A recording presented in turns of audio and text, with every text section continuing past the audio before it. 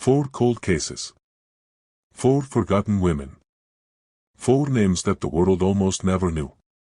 What you're about to hear will remind you that justice, no matter how long it takes, has a way of finding its path back to the truth.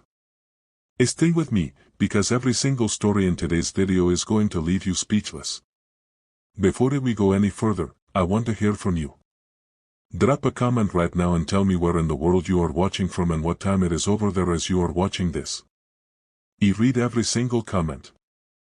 And if this kind of content moves you the way it moves me, please hit that like button, share this video with someone who needs to hear these stories, and make sure you are subscribed to True Crime so you never miss a single case. Now, let us get into it. In July 2004, a passerby walking through the Meijen del Dunes Nervas en Aar, in the Netherlands, made a disturbing discovery of human remains. For years, the investigators struggled to uncover who she was or how she ended up in the dunes. On the morning of July 4, 2004, a person out walking discovered a human body lying partly concealed by sand and brush. The sight was disturbing enough for the witness to immediately alert the Wassenaar police. Within minutes, officers arrived at the scene, securing and cordoning off the area to preserve any potential evidence. Paramedics were also called to assess the situation, but there was nothing they could do. The woman was confirmed deceased, and early observation suggested that the body had been there for quite some time. The position of the remains and the condition of the surroundings hinted that nature had already begun to reclaim what was left. What had once been a person's life now lay silent in the dunes, waiting for answers. From the very beginning, the investigators faced a difficult challenge. The woman carried no identification, no wallet, no papers, and no personal belongings that could reveal who she was. The lack of information made it nearly impossible to determine her identity. The police began a careful search of the area, hoping to uncover even the smallest clue that could point to where she had come from or why she had ended up there. The discovery of her clothing added another layer of mystery. She was dressed in items that seemed unusual for a beach or dune environment. Red shiny patent leather shoes and several layers of clothing that did not match the season or setting. Among her possessions, the police found a keychain containing several keys manufactured by a German brand. One of the keys was later traced to the German city of Bottrop, but despite this promising lead, no precise address could be linked to it. When the results of the initial examination came back, the investigators found themselves no closer to understanding what had happened. There were no clear signs of a violent struggle on the body, and the cause of demise could not be determined with certainty. Toxicology and forensic reports offered no definitive answers, leaving the authorities with more questions than solutions. As weeks turned into months, the case grew colder. On October 10, 2025, the authorities made a long-awaited announcement that finally brought a name to the unidentified woman found in the dunes more than 2 decades earlier. After years of silence and uncertainty, the victim was identified as Eva Maria Palmer, a German citizen who had been 35 years old at the time of her end. The revelation marked a significant breakthrough in a case that had haunted both Dutch and German investigators for years. The identification became possible after a crucial piece of information, a golden tip, was submitted to the authorities. This new lead aligned with previous clues that had consistently pointed toward Germany, especially the city of Bottrop. Using this fresh direction, the investigators compared available records and conducted DNA testing, which conclusively confirmed the woman's identity as Eva.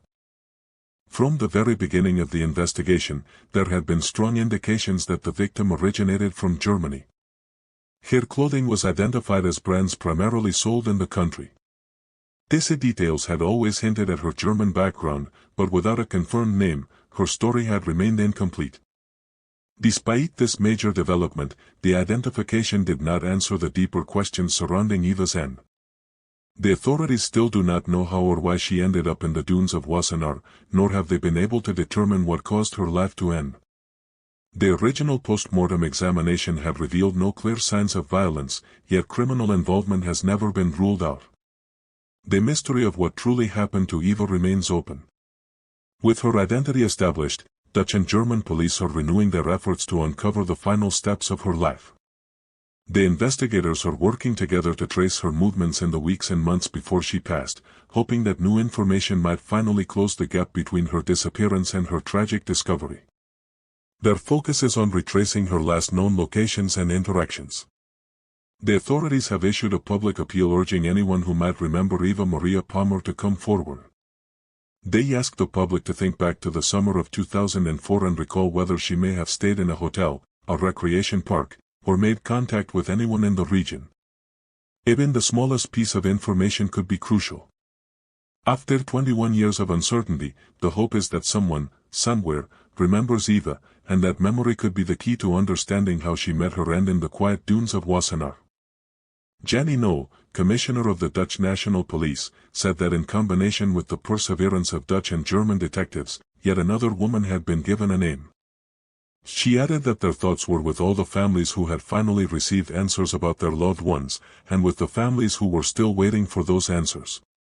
In November 1984, a 16-year-old girl left her job in Lynbrook, Long Island, New York, and never made it home. After decades passed, using advanced forensic genealogy, the experts built a DNA profile that led them to the perpetrator. Teresa Fusco was born in 1968 in Lynbrook. At 16 years old, she was a student at East Rockaway High School. Outside of school, Teresa spent time working at the Hot Skates roller rink snack bar in Lynbrook. The rink was a popular hangout spot for local teens, a place filled with laughter, music, and flashing lights.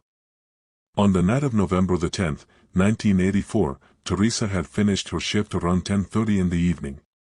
It was a typical Saturday evening, and she was expected home not long after closing. When she did not arrive by her usual time, her mother initially believed Teresa might have stopped to spend time with friends, something not unusual for a teenager.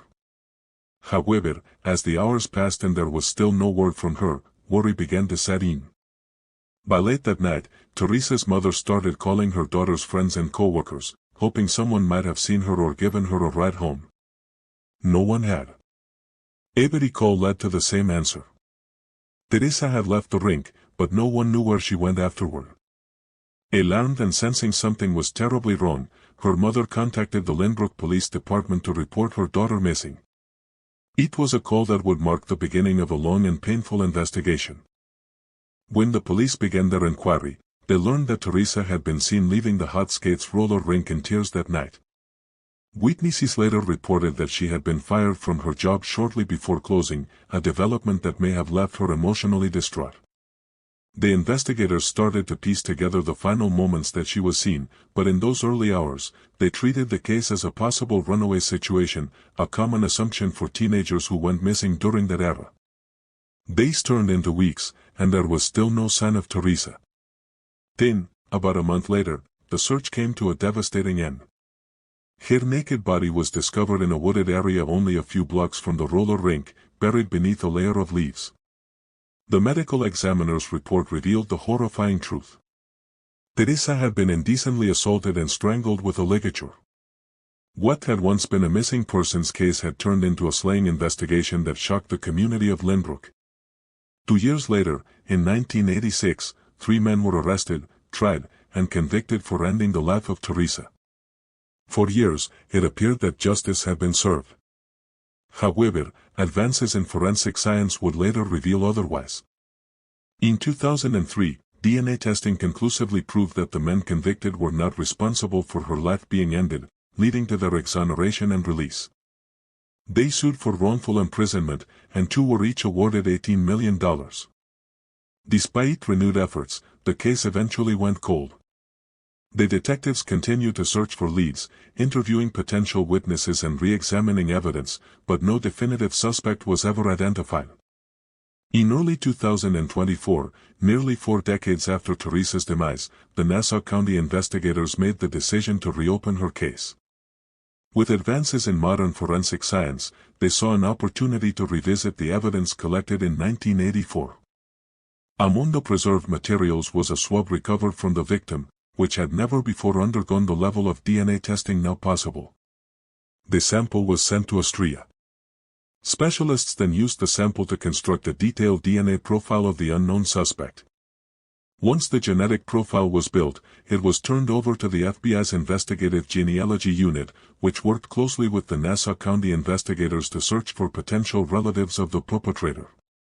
Through extensive analysis and family tree building, the investigation gradually narrowed to one name: Richard Bilodeau.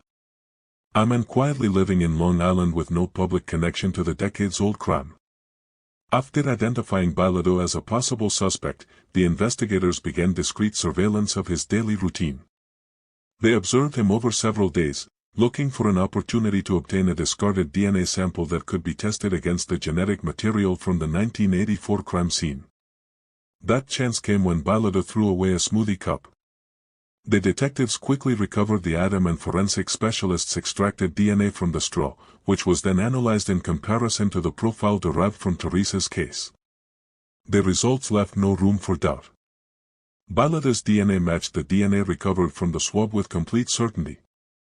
A 100% match that conclusively tied him to the crime scene. In 1984, Bilodeau was a 23-year-old living with his grandparents in Lynbrook, a mile from Hot Skates, the roller rink where Teresa had worked. It was the breakthrough the investigators had waited nearly 40 years for. With the confirmation in hand, the authorities proceeded carefully, conducting additional verification tests and completing the necessary legal steps to ensure the case would stand in court. Following the confirmation, the detectives presented their findings to the district attorney's office and an arrest warrant was swiftly authorized. The evidence was both scientifically sound and legally sufficient to proceed. This moment marked the culmination of years of dedication, persistence, and faith that the truth would eventually emerge. In October 2025, 63-year-old Richard Bilodeau was arrested and formally charged with second-degree slaying. When questioned by the police, he denied knowing Teresa. Nassau County District Attorney Ann Donnelly said that through his denials that he had ever known her name or who she was, he made a flippant comment about the 1980s. He said that people got away with ending others' lives. She responded directly, telling him that she had him now. He pleaded not guilty, but if convicted, he faces up to 25 years to life in prison. Teresa's father, Tomas Fusco, said that he never gave up hope, that he loved her and missed her, and that she lives in his heart. In December 1989, a nude female body was found in the desolate desert of Mojave County, Arizona. For decades, she was known only as Jane Doe, her true name lost to time and sand. On December 12, 1989, a nude female body was discovered in the remote desert area of Mojave County. The investigators determined that the woman's life had likely been ended at the scene, the surrounding evidence suggesting no sign of transportation or dumping. The case immediately presented difficulties. There were no personal belongings, no identification, and no clear trail leading back to who she was. Despite the early efforts of law enforcement, the victim's identity remained a mystery and she was recorded simply as an unidentified Jane Doe. For decades, the investigators tried to uncover her name. They ran her fingerprints and dental records, compared her description with missing persons reports, and followed every potential lead, but nothing led to a match. The technology of the time offered little help and the case gradually faded into the background of unsolved files. Yet, the woman in the desert was not forgotten. Her file remained open, waiting for a connection that might one day bring her story to light. That breakthrough finally came in February 2022. As part of renewed efforts to identify long unidentified remains, the investigators resubmitted her fingerprints to the National Missing and Unidentified Persons System database. This time, with modern systems and expanded data, the search yielded a result. The prints matched a woman listed under the name Maria Ortiz from Bakersfield, California. For the first time in more than 3 decades, the unknown woman had a potential name attached to her. The authorities discovered that Maria's fingerprints had been entered into the system back in 1989 following an arrest for shoplifting by the Kern County Sheriff's Office. The record included a residential address that she reportedly shared with 2 friends. The investigators from the Mojave County Sheriff's Office reached out to one of those friends to gather more information about the woman they believed was Maria Ortiz. But the friend's response added an unexpected twist to the story. The woman explained that she did not know anyone by the name Maria Ortiz. However, she did have a cousin named Marina Ramos who had lived with her for a time and had gone missing in 1989. That revelation immediately drew the investigators' attention. The physical description of Marina Ramos matched the unidentified woman found in the desert decades earlier, suggesting that Maria Ortiz was not a real identity, but an alias. The discovery reshaped the case entirely. The Jane Doe from Mojave County was not Maria Ortiz. She was Marina Ramos, the young mother who had disappeared years earlier. As the investigators confirmed this link, they uncovered one more haunting detail. Marina had last been seen with her two daughters, 14-month-old Elizabeth and 2-month-old Jasmine. In 2023, the Mojave County Sheriff's Office renewed its efforts to locate Marina's missing daughters using social media to share information about the decades-old case. Around the same time, members of Marina's family agreed to provide DNA samples, which were submitted both to CODIS, the National Law Enforcement DNA Database, and to several commercial genetic testing services. Their goal was to trace any living relatives who might be connected to the missing children and to bring closure to a story that had remained unresolved for more than 30 years. The long-awaited breakthrough came in August 2025. The investigators announced that they had found a woman whose DNA showed a high match to a member of the Ramos family. Working alongside a genetic genealogist, the authorities were able to locate both of Marina's daughters. The two women voluntarily provided DNA samples, which confirmed beyond any doubt that they were indeed the missing children, Elizabeth and Jasmine Ramos. What followed next finally revealed what had happened to them after their mother's tragic demise. Law enforcement learned that just 2 days after Marina's body was discovered in the Arizona desert, her daughters were found abandoned inside a public restroom at a park in Oxnard, California. A witness reported hearing the sound of crying and entered the restroom to find the two babies lying on the wet floor, unattended and frightened. The incident had been covered briefly in local news at the time, but no connection was made between the abandoned infants and the unidentified woman found in Arizona. The children were turned over to Child Protective Services and later placed in foster care. Eventually, both girls were adopted by a couple from Ventura County and raised under new names. Jasmine, who now goes by Tina, grew up and settled in Oregon, while Elizabeth, known as Melissa, made her home in Arizona. Despite being separated from their biological family and from the truth of their past for decades, both sisters were finally reunited with their identities through the persistence of investigators and advancements in DNA technology. With their identities confirmed, the Mojave County Sheriff's Office announced that one crucial part of the 36-year-old mystery had been solved. However, the focus of the investigation has now turned to finding Marina's perpetrator. The authorities also shared that a witness from 1989 had reported seeing a woman and two men with the children at the Oxnard Park around the time the girls were abandoned. The group was seen near a black mini pickup truck. The woman was described as Hispanic, wearing a long red skirt and white boots, while the two men were also described as Hispanic. The investigators continue to pursue leads based on these descriptions, urging anyone with information, particularly about the pickup truck or the individual seen that day, to come forward. In August 1986, a 20-year-old college student and young mother vanished after attending her morning classes at Tennessee State University. DNA testing would bring a breakthrough decades later. In February 2004, a skull was discovered by a contractor building homes on Stokers Lane in North Nashville. The discovery ignited an investigation, bringing the police, medical examiners, and a state anthropologist to the scene for an extensive search. Despite combing through the area, no additional remains were located, leaving the investigators with only fragments of what might have happened. The skull was sent for examination and the authorities worked tirelessly to determine whom it belonged to. But despite their efforts, the process moved slowly and the case went cold. On October 8, 2025, a breakthrough finally came. After nearly 39 years of uncertainty, forensic scientists at the University of North Texas Center for Human Identification confirmed that the skull found in 2004 on Stokers Lane belonged to Alice Mae Sullivan. Alice was born on August 3, 1966 in the small town of Gallatin, Tennessee. In 1985, Alice graduated from Gallatin High School, full of dreams and ambition for her future. She was known among her classmates as a friendly and focused student who believed that education would open doors for her and her young son. After graduation, she set her sights on higher education, determined to build a better life for both of them.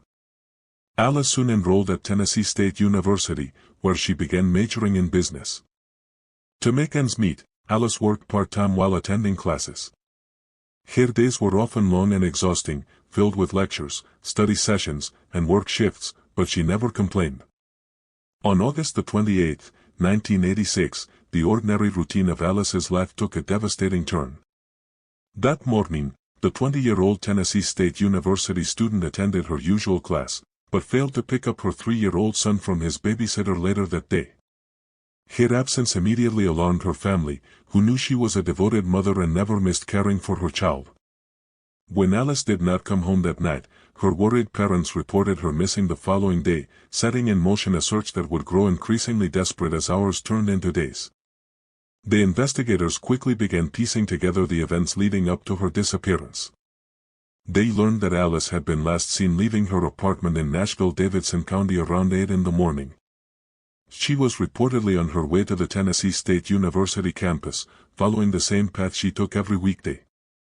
According to her schedule, she planned to return home late afternoon, but she never arrived, and no one heard from her again. The last confirmed sighting of Alice placed her inside a girlfriend's dormitory room in Hankel Hall around 10 in the morning. Witnesses said that she had been alone at the time, preparing to leave for her next class. She was scheduled to attend a 1 in the afternoon lecture that day, but she never made it there. These would be the final trace of her movements before she vanished completely. As the investigation deepened, the police found no sign of Alice's personal belongings. Her pocketbook, backpack, and identification were all missing, offering no leads to her whereabouts. The authorities quickly ruled out the possibility of a voluntary disappearance. Alice was close to her family and deeply committed to her son, with no indication she would abandon her life without reason. Foul play became the leading suspicion in her case. For years, Alice's family held on to hope that answers would eventually emerge. This confirmation, decades later, brought long-awaited closure to her family, who had spent years clinging to hope and searching for answers. For the first time, they knew what had happened to their beloved daughter and mother, even though the circumstances surrounding her demise still remained unknown. The police noted that no signs of trauma were visible on the recovered skull, leaving investigators with more questions than answers.